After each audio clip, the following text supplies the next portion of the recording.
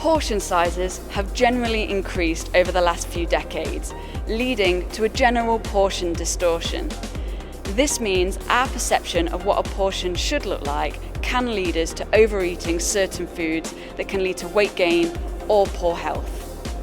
In this video, we will look at providing some perspective in order to support you to make informed choices in relation to portion sizes of different foods that you are consuming on a daily basis.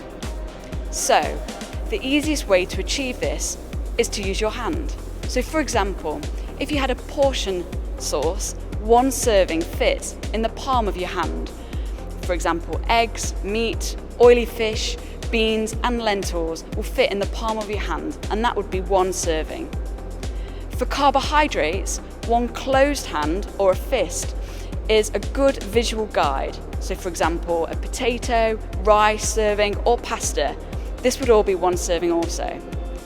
And fats would be about thumb size, so a knob of butter or around a tablespoon of oil. With fruits and vegetables, a cupped hand would generally be considered a serving, or around 80 grams.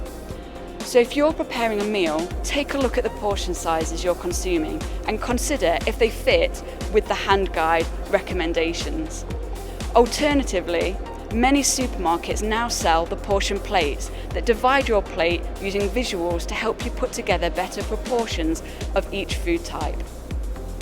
Other tools that can help you to determine appropriate portion sizes of your meals in certain foods is to consider using a nutrition tracking app that allows you to log your intake, input quantity consumed, and view a calorie and nutrient breakdown of your meals.